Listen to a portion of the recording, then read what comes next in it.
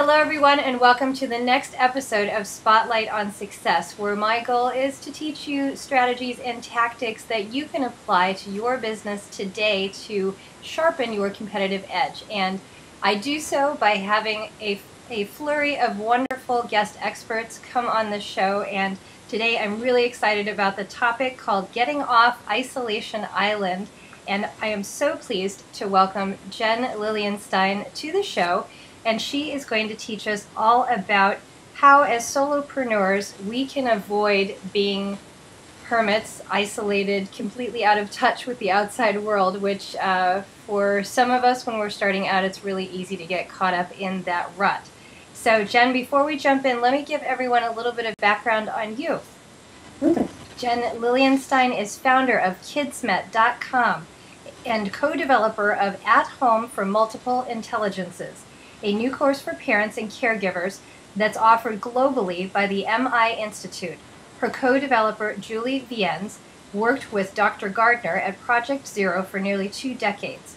To find out more about Kidsmet's student snapshots, strengths grids, and pairing portraits, which can help teachers and parents better understand how their unique kids are wired to learn, please visit Jen's website, kidsmet.com. And let me spell that for you just so everybody gets that up front. KIDZMET.com. Jen, welcome to the show. Thanks, Shannon. Thanks for having me. Well, I am so excited about this topic because, as I mentioned to you before we started recording, this is not something that we've really covered, and yet it's something that is probably pretty darn prevalent for the solo entrepreneur. Absolutely. I know I struggle with it often.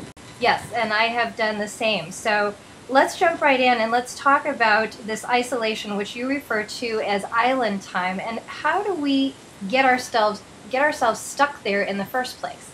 Well, I think a lot of times as entrepreneurs, we get so engrossed in product development and making sure that all the tweaks are right with our product and just really in our heads on how we want everything to look and feel and be presented to the world, that we forget to actually go out to the world and do it. So we do it.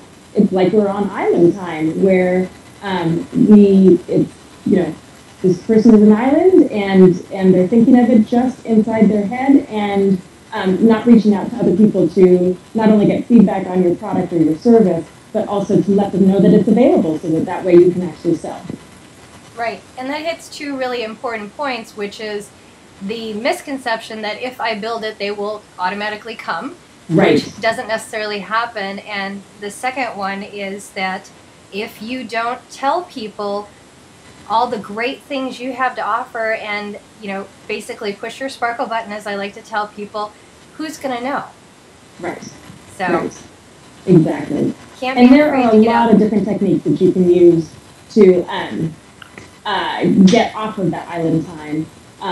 And one of which is just starting to look at your local market and saying, okay, well, there are a lot of meetups that are available. If you go to meetup.com, you can see a lot of the meetups that are available for you. There are Chamber of Commerce meetings where everyone gets together and be prepared to be sold to, but at that same point, all the people who are there not only to promote their own business, but to find out ways that they can promote the other people within the community as well. So those are 2 great local ways to do so. Another way to get off of island time is to find out what events are in your particular business niche that are coming up within your local market. And it doesn't even necessarily need to be your local market in your neighborhood. It can be something where you drive a couple hours or a few hours, because a lot of times these larger events are great ways to go out and touch base with other people who are really interested in your particular area of expertise, and can also help you spread the word even beyond your neighborhood and your local area into new neighborhoods and where your business model. Mm-hmm. And I love all of these great suggestions for reaching out to your neighborhood, basically what's right around you. So even if you are an online entrepreneur, that's a lesson that I have really come to learn just in the last probably 6 months, is where my focus has been strictly on building my online visibility and my presence there, that I have overlooked the value of making those network connections in my local market. Even though that's not where I'm going to spend a lot of my time marketing, I want to know the women and the entrepreneurs who are around me in this network, so that I am not feeling like, I'm on an island all by myself, which being online constantly can leave you feeling that way. And so I think those are fantastic suggestions. Just on a personal note, I'm actually going to my first local chapter NABO meeting, National Association of Women Business Owners, this Thursday. I was invited by a woman who's actually going to be speaking there, and so I didn't even know there was a local branch. So surprise! And there's also AAUW as well for women entrepreneurs, which is I believe the American Association of University Women, and that's another great networking solely for women. There's also a growing number of chapters of WEAVE, which is Women's Economic Ventures, which is exclusively for startups for women. So that's another good way to get networked as women. That's excellent. Well, and I was just, someone connected with me on LinkedIn who is the founder of the Moxie movement across the nation, and they're interested in starting up something here in Naples, which would be great for me. I love the message, but again, helping women entrepreneurs support one another and really understand what each of our strengths are and how we can, as a collaborative effort, grow our businesses together, which I love. Exactly. And you just mentioned LinkedIn, which is one of my favorite tools to really get out there and connect with people. And it's often overlooked. I mean, everyone always thinks about Twitter and about Facebook, but they don't think as much about LinkedIn. But I got to tell you, I mean, some of the best business connections that I've made have been through LinkedIn groups. And it doesn't necessarily need to be, the people that you've worked with in the past or your friends that you've connected to. There are a variety of different groups on LinkedIn. And those groups not only give you fodder for connections, but everyone talks about how important it is to start blogging. And those LinkedIn conversations that happen in those LinkedIn groups can serve as tremendous conversation starters for those blog posts. So that's another way to use LinkedIn. Another network out there that I underutilized that you've now pointed out again. It's like, where do I need to spend my time? So, because I have found Twitter to be remarkably great for me in getting to know a tremendous number of entrepreneurs, both men and women, with worldwide connections. And it was so fun to be on my trip recently and get to meet somebody face to face on the other side of the world. So that's great. Yes. And I know for a lot of people who are getting started on Twitter, I know when I first got started on Twitter, it was sort of, I couldn't tell at first who was talking to who, and it seemed like just a lot of marketing people talking to each other. But the way that I started really finding value in Twitter that your audience might also find value in is the Tweetchats. There are Tweetchats that happen with hashtags that are just, that's another great way, especially for moonlighting, to get off of island time, because these Tweetchats are happening around the clock. You can put them on your calendar, the ones that are most convenient for you and for your schedule. And it just works so well to be able to connect with other people who are passionate about the things that you're passionate about, and it can help you spread the word about your business, but also you may find people on there that you want to help spread the word about their business. It's a great way to, just like LinkedIn groups, it's a great way to take something really big and bring it down to size and make it very effective for you, and actually build depth in relationships, and not just have breadth of them, but build some depth there, which is fabulous. So I want to get back to your questions because they are so fabulous. So you've talked about some really powerful strategies for getting out there in your local market and creating those connections so you're not feeling isolated. When it comes to online, we've talked about the social networks that are out there that you have found particularly helpful, that I've found helpful. Are there any others that we want to point out in the online realm? Start looking around at other blogs and start commenting on other blog posts, because a lot of times that's an entryway into channels that you might not even know about. I mean, one of the best groups for me with my business has been a secret group on Facebook that I wouldn't have discovered had it not been for a blog conversation that had been started. It wasn't something that was advertised on Twitter. It wasn't something that I was, aware of through LinkedIn. It was just, it's a secret group of people who are trying to do similar things to what I'm trying to do. And the only way I discovered it was through starting blog conversations on sites, on everything from Huffington Post to some of the newspapers, the local newspapers. You'll just, if you set up a Google News alert for topics that you're interested in participating in conversations on, you'll find a lot of those that you wouldn't have been able to find otherwise. And I think it's I was going to say, I think it's just taking that first step too, because in the online marketplace, I think women and men can get easily overwhelmed with the massive amount of information. It's kind of like, where do I go first? And you just gave a tremendous tip in setting up those Google alerts so that you bring it down to size again, and it's very laser focused. So you're not wasting your time just surfing all over the place. It actually, in the local market sphere, one of the things that I found to be really valuable, a lot of people think about putting advertisements on their car or, on a bumper sticker or those kinds of things. One of the things that I found really valuable is I've had bags made, something that you can use for a reusable grocery bag or for carrying your kids' stuff around if you're a mom, or for taking to the beach with you, to the park. On any of those errands, farmer's market, grocery store, if you're carrying around a bag that has your logo on it and a tagline on it, a lot of times when you're standing in lines, those can be good conversation starters because everyone's bored anyway. So, and if you're carrying a bag that they have not necessarily seen before, then I found that to actually be something where they will ask the question and then you'll be able to respond and open that door. I like that. That's a great tip, and not something that I would have thought of, for my own business. And yet I love it when I get those. From Jane Nation, I got one of those little pop-up bags, and same thing. It's just got their name on it, and it is a great conversation starter. So I think one great point that I want to highlight from what you just said is you never know where you're going to make that network connection. It could be standing in the line at the grocery store. It could be at, your kid's play date at the park. You just don't know. So you have to, I guess to some extent, be wearing your business cap when you are out and about, and keep your eyes and ears open to opportunities. Have your business cards with you at all times and that kind of thing, and just take advantage of the connections that you are already making in your life and see how those translate to the business arena. Absolutely.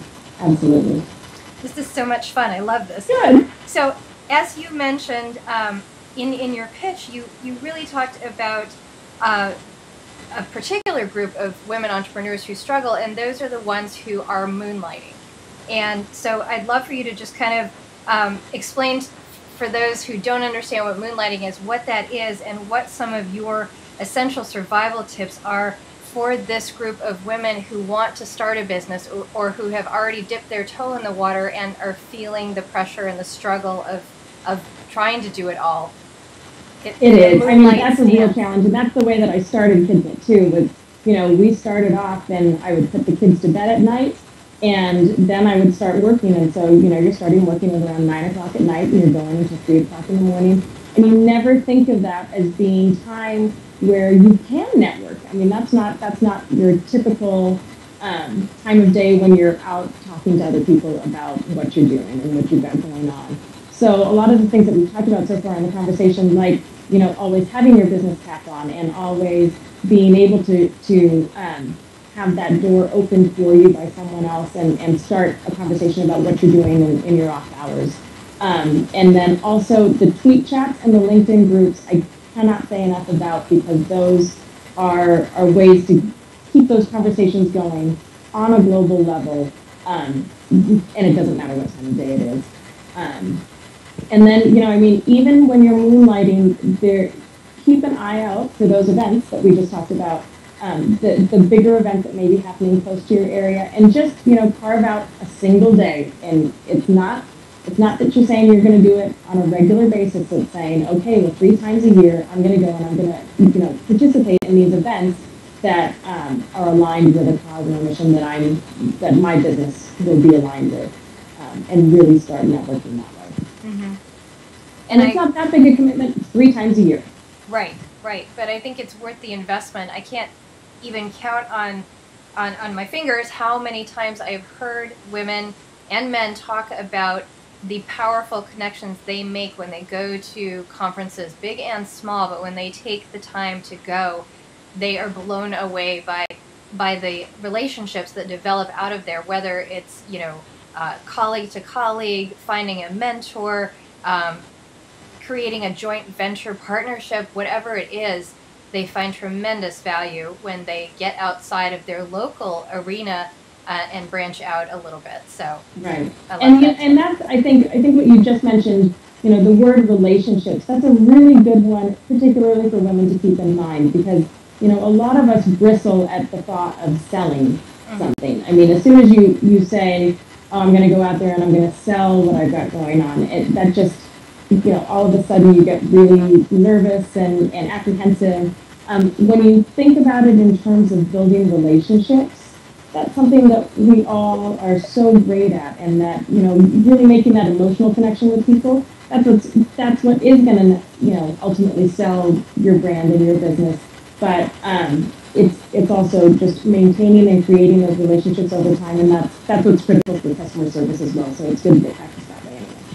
I agree completely, and women need to tap into that natural strength that they have to go out there and make those connections and build those relationships and have the conversations, and also understand that if there is fear in there at all, just look at the situation and say, what's the worst thing that could happen? The person never calls me. Okay, but I put myself out there, and for the majority of the experiences that one has, I'm sure that there will be fruit on the other side of it, because women love to support other women, at least those who don't see their competitors as competition, but assets to growing and building their business, because collaborators. Yes, collaborators. And I encourage women to not look at those who would be seen by the outside world, and even perhaps by themselves, as competitors, because everybody has a different way to present information, and what I share with my client base is not going to be the same as somebody else, and so I might not be the fit for a particular group. So I work with my group, that competitor works with his or her group, and there's enough business to go around. So right, exactly. Focus on your own strengths, ladies. So, Jen, thank you so much for bringing us this really important topic, because as we have both said, I think it is an easy rut to fall into, get bogged down working in your business all the time, and to think outside of your own comfort zone a little bit, and also outside of the box to find ways to network, because that's where the business growth is going to come in, and that's where you're going to generate those ideas to grow the business beyond the day-to-day minutia. So this has been really powerful. And so for those who are watching who want to find out more about your business, kidsmet.com, where can they go and what will they find there? They can go to www.kidzm as in Mary, et.com. And what they'll find there is, for parents, they'll find student snapshots and caring portraits that you can take for your kids that sort of give you an idea of how your child learns best. And then for teachers and for schools, we've got accounts that help the teachers understand not only how individual students learn best, but how their class as a whole is wired to learn, so that they can tailor and tweak lesson plans accordingly. And then also plan breakout groups that are going to be much more compatible. So, and then we do that at the school level as well. I love it. And I'm assuming that your site is a great resource for the homeschooling groups as well. Yes, absolutely. It's a great resource for homeschooling groups, and for parents and for homeschoolers, it's free. So fabulous. I have to let my sister know. My sister homeschools her 3 kids, so my hat goes off to women who can do that. That's amazing. Me too. Well, Jen, this has been great. Thank you so much for sharing your expertise with us, your experiences and insights. I know that those who are watching have gained a tremendous amount of value and information, and hopefully will be motivated to step outside that comfort zone and start focusing some of their time and energy on building their network locally, like me. Need to be doing that.